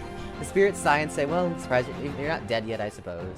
Well, so they fly into you, and People Savior activates, and it's a pretty large boost as your party gets defended. Rage Sword for Ancient Bloodlust also activates, filling your power, and as well as School Tactics, Legion Paralysis, Neptune's Skin, and Neptune's Skin, Tunnel Vision, Keen Smell, Adrenaline, all activate at once, and as well as Emperor Lord Sarkhan to an extent. You feel the power flowing through you and know that this should be a relatively easy fight. The only thing you have to worry about is the beast's speed. You dive into the water and the beast finally takes notice of you and begins flying at you at almost an unreal speed. Even though it's like far away from you, it should reach you in maybe 5 seconds. Yeah, Maroth is going to, activate, God, let me just... Yeah, she's gonna activate, fucking... 5 seconds are up. Shut the fuck up! You can She's read, gonna I believe. activate, Bubble Field. You activate No, I'm just looking through all of them, Yeah, and I'm like, yeah. I'm trying to... You activate Bubble Field Yeah. and surround yourself with bubbles. The beast is now 3 seconds away from you. Maroth is going to activate, yeah, she's just gonna go for, Aquamarine Super and see if she can, you know, she's gonna try and counter its approach. With just the weapon itself, or with some of its abilities? 'Cause you can do that. With Crestwater. You use Crestwater, yeah. You cast Aquamarine Super, and just like, not so done with this shit, you draw the long sword. You channel Empower, and when it's just a second away from you, and right up in your face, you activate the super tier ability Crestwater Slash. Slashing through the beast, you hand the ability Crestwater Slash activates, and you zoom just as fast as the Leviathan. You go through its side, you go just avoiding its bite narrowly. Your sword slices through the beast's long body. You cut down the side of the beast, it starts to swim away. Yeah. You've cut through a large gash in the beast's right body as blood begins to flow out. It howls in pain, but then turns around and charges at you again at a speed even faster than before. Maroth is, I'm gonna activate, Blast Burn right in its stupid fucking face. You activate Blast Burn, and the beast stops and counters with its own Blast Burn. The spells clash, and however the beast's momentum has been stopped temporarily. It begins to try to swim away and around you. Let's see.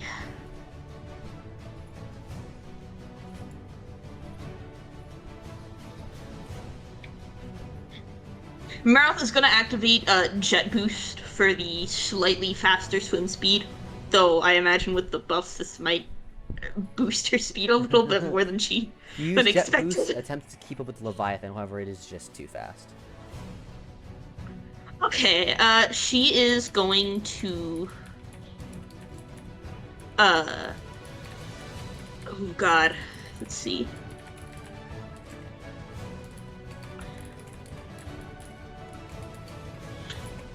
I'm assuming Aquamarine is still active, so she's gonna Yeah, oh yeah, no, you had 7 minutes. she's gonna take the she's gonna take the sword itself and begin charging at a part of the Leviathan, trying to slice it again to you know. Yeah.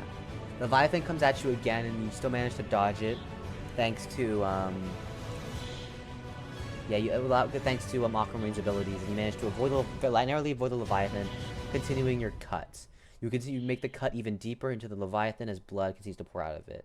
It started getting nervous, recognizing that it can't really hit you, and begins to throw water spells at you. Maroth is going to dodge one of the.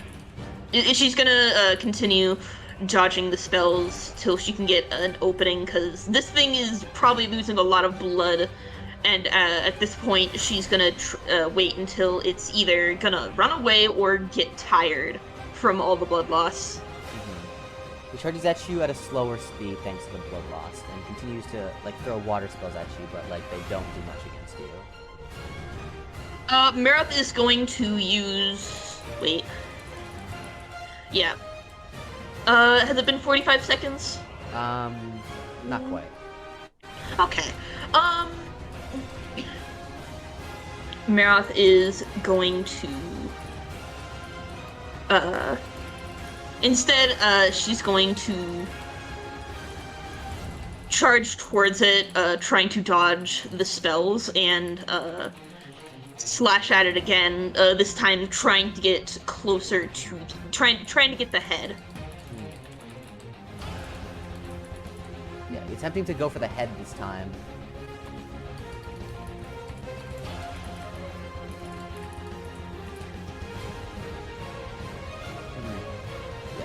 Yeah. Yeah, it's gonna go for its head. Because it's slower now, you much more easily avoid it and basically cut its jaw off. Yeah. Maroth is going to follow up with a cut to the actual neck.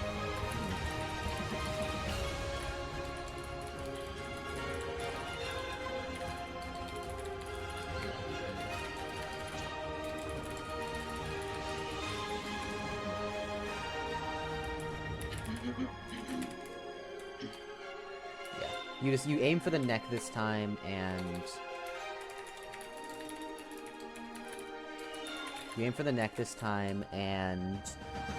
basically just attempts to, decapitate the beast.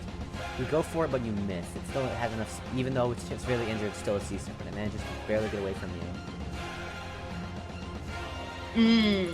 Maroth is going to rush forward towards it, continuing to try and cut at its body to slow it down further. Or kill it. Yeah. You chase it down, and it tries to speed up and get away. At this point, it's just trying to run away. However, it's just too injured. Like, you've damaged it too much, and you manage to close in the distance on it as Crestwater Slash is cooldown comes off it. Maroth is going to use a Crestwater Slash to slice at its neck. Use Crestwater Slash as you rapidly dash towards the beast, as it swings its attempt to get away. Yeah. You succeed, and you succeed, and the Crestwater Slash cuts straight through the beast's neck, completely decapitating the sea serpent. With its head cut off, obviously the beast is fucking dead, and its body begins to sink into the ocean. Maroth is going to rush towards the head, and begin searching around for the mana crystal. You better have more mana than Elpis Jamal, please. I want a strong ally. I'm pretty sure she already does. No, she doesn't. Elpis is like 2,400. No, Elpis is like 2,400 as a mana pool. Birb only has like 2,000. Well, I'm pretty sure Jamal doesn't know. 2,100. He's 2,200. Birb's close. Yeah, and as she's searching, Maroth is also gonna take a pretty sizable bite of the neck meat that's still attached. Yeah.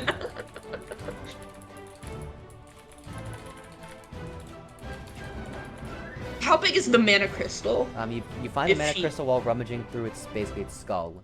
You pull it out, and it's pretty large, maybe the size of, probably if I had to give an estimate, size of what's a good example? Maybe the size of like a soccer ball, bit smaller. Nice. Instead of bringing this thing all the way to the surface, Maroth is going to see if she can absorb it before going back up.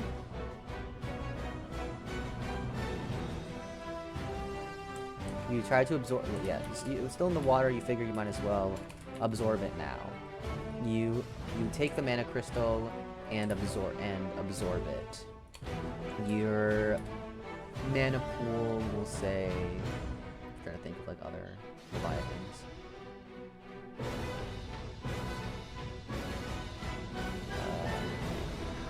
Your mana pool raises by probably 500.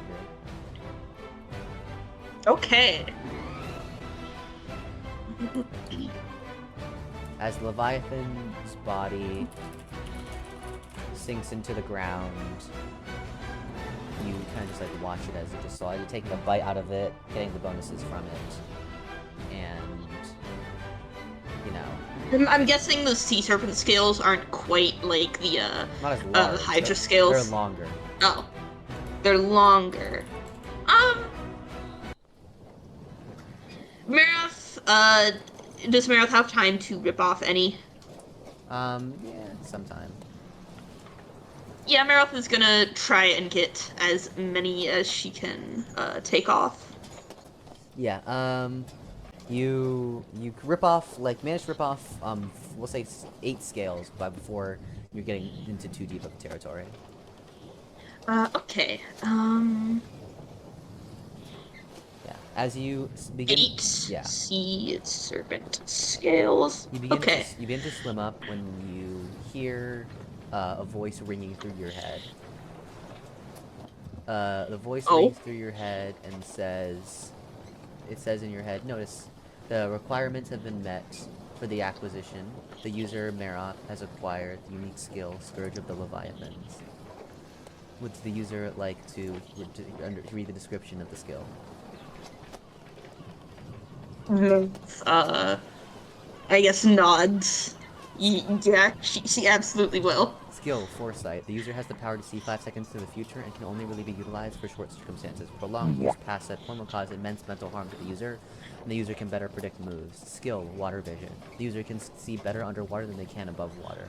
Skill, Swimmer. The user can swim faster.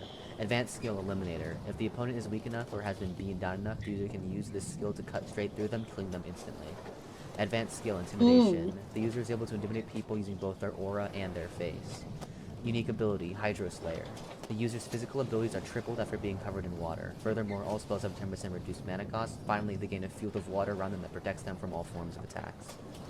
Yes! I'm so happy for you, Yeah, Birb. baby! You're even more of a worthy ally now. Let me abandon Jamal. Can I sacrifice Jamal for you?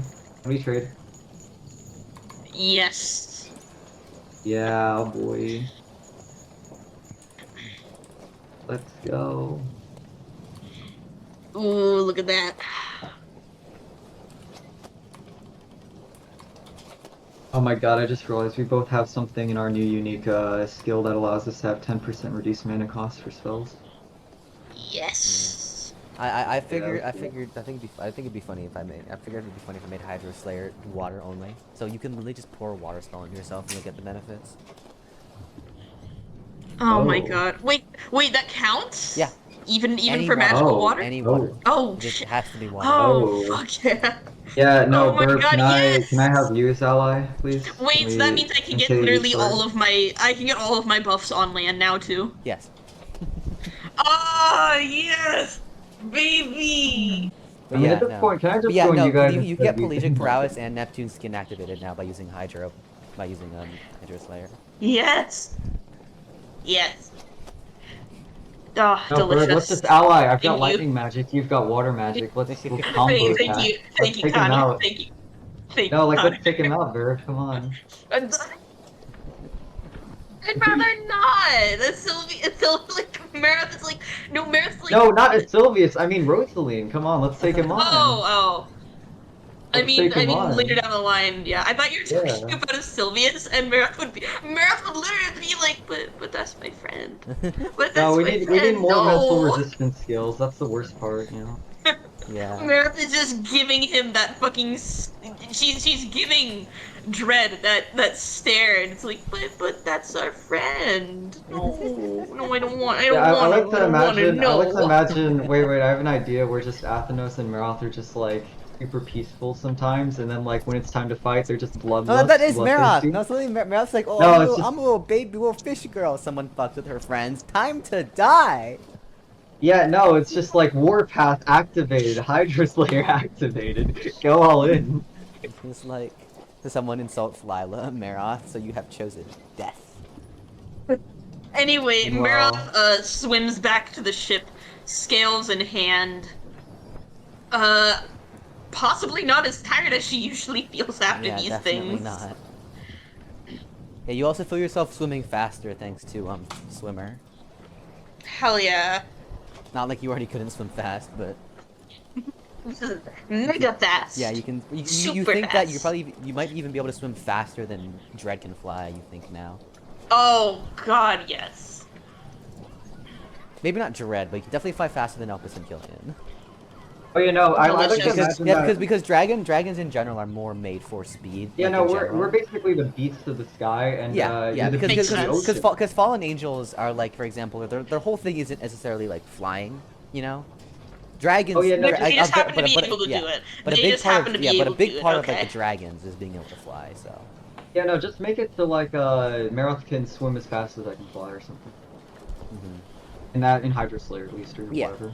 so you know, Mara comes from the sea, Athenos comes from the sky. Mara doesn't even need the sea. She just like they just activate Hydroflux on herself and just Actually, no, bubble filled should work fine. Bubble filled is water. Yeah, no, bubble filled would work.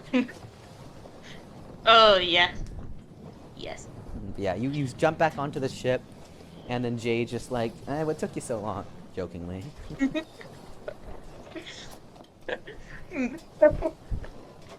Maroth grins at her, and she shows her the scales that she went out of the way to Yeah, tear so it's off. just, very nice. You probably make even more with that. Maybe a weapon next time. Maroth nods, very happy with her her little. You also note to yourself that you finally able to test out what Aquamarine Super Tier can really do, and you know that's going to be very useful. Very useful. Aquamarine was low-key probably my favorite weapon writing. And good. I think it's really cool. Like it's just really fun sounding. I can tell you had fun with it. Yes. Anyways, yeah, so you nod, and Cody takes the scales and puts them in the pocket dimension. Maroth says thank you, and then decides that since it's still early in the morning and she was so since she was so rudely interrupted by that fucking snake bitch, she is going to she's gonna quickly report that to Zarkon that another Leviathan wanted to throw hands, and she took care of it. The exact words you sent to Zarkon is, "Ayo, another Leviathan wanted to throw hands, so I kicked the shit out of him." Maybe without the Ayo, she's like, another Leviathan tried to throw hands. Send the post. After a bit longer, Zarkon responds and he says, interesting. He says, yeah, I'm not quite sure. He says, the Kraken was something I already knew about, but the fact that basically every boat trip you come across a Leviathan, it might be something about it, because your race of tieflings has been in the Incheon Basin for literally, like, as long as I know. And so it's possible there is some, like, secret aspect of them that attracts Leviathans that we just don't know about, because they don't leave the lake.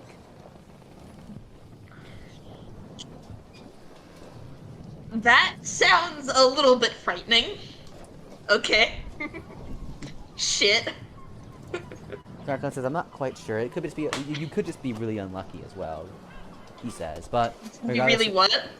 Unlucky. He says, regardless, it might be something interesting to look into further once you arrive back. Maroth responds with, will do. Hopefully I find something about that. And then she makes her way back to her room. Bed to catch up on the sleep that she was just deprived of. Yeah, you end up sleeping even longer until you arrive, until around noon. You wake up because you're hungry, and Lila says that they should be arriving in about an hour. You head upstairs, eat lunch. You head upstairs and eat lunch with everyone. Yeah, eating lunch. You decide to just like hang around, talk about shit, and eventually you arrive in Sal Kyrith. Well, not Sal Kyrith, but you arrive near Sal Kyrith. Lila explains that because Sal Kyrith is on a plateau, they needed to land on. They landed at the place at the nearest like port that's near the plateau. She pulls out a map, the world map. You can now use the world map. And points to like just below the mountains that lead into the Kinshin Desert, and she says, "Yeah, we're right here. And we need to take a carriage up north. No, that's up east." Okay.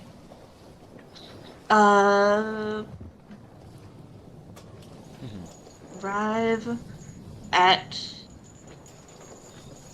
a port at the entrance of the Kinshin Desert, essentially. Yeah, I'm just looking how to spell it. Kinshin. Just Kinshin.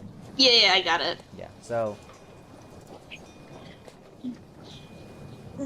Maroth nods at the, says it sounds like a plan. Yep.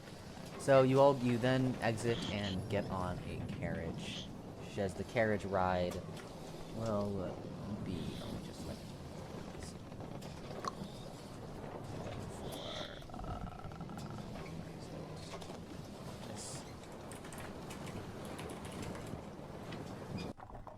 You get in the carriage, and Lila explains that the carriage ride will probably be, it's a pretty long carriage ride, so it'll probably take you about, like, probably 12 hours. So you're probably gonna arrive late at night. Jeez. Maroth kind of remembers that thing about raising your mana too fast, and she decides that it'd be better to Yeah, after the kind of Leviathan fight, perhaps. Right? yeah. After that, she just decides to try and nap a little bit through it since she isn't gonna be uh she probably isn't gonna be eating any substantial meals either, so napping it off would probably be better so she's not freaking starved. I thought you said mules for a moment, and I was like, what? Oh no, we'll get to that later. What? We'll get to that. We'll cross that bridge when we get to it. Are you planning to eat mule? We'll cross that bridge I'm very when we get to concerned. it. What are you? I'm What are you sorry. planning? I'm willing to trade you for Maroth. No. How Bro, dare you? offers up mule as a sacrifice. Oh my god, okay. We're Well, friends. Okay, back to lore. So yeah, you get in the carriage, and yeah, there's like it's gonna be like a 12-hour drive. yeah, Maroth is just gonna try and sleep through it as best she can instead of raising her mana. You sleep through it, managing. Although very bored, eventually you arrive in Salkirith around 2 a.m. You're all very fucking tired, even though you tried to sleep, but again, carriage ride not the greatest. You arrive at the inn and figure that you should probably buy like a week since you're gonna be there over the festival as well. Okay. How much is a Probably like a gold coin. Yeah, Okay. Yeah, you arrive in the capital city of Sol Imperia. You note that even though you're tired, as you walk into enter the city, it's beyond beautiful. Like it shines brightly, incredibly like quartz and gold and purples. You compare it to Zarconia itself. Is how, like. Oh man. She arrives in what town? Sell what? Sol Imperia. Oh, Seoul. It's an absolutely, it's astoundingly beautiful city. Everything about it, even though it's the middle of the night, seems to shine as brightly. Seems to still shine as brightly as the sun. Even though you're tired, you can still appreciate it. You enter the city and quickly find an inn to stay at. This inn is much more luxurious than you're used to. It actually kind of feels like a mix between an inn and a hotel.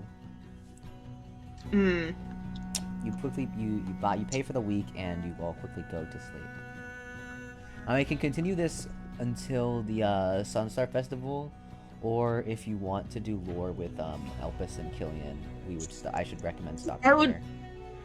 I would like to do lore with Elpis and Killian. I want to do more multi-person lore. Okay, so then we'll stop here then. Okay. Alright, because you're currently already ahead Good of lore, them. thank you. Yeah, you are 3 days ahead of them right now. However, a lot of their that's actually that lines up pretty well because Dalier the Second is their second day of blacksmithing and alchemy, and so the day you're currently on, the day before you, the day you arrive in the day you arrive in Salkirith before you go to sleep is their final day of alchemy and blacksmith training. So it's not like you'll be bogged down with them doing training. Sounds good. Thank you. Yeah. Thank you for good lore today. That might have been the second.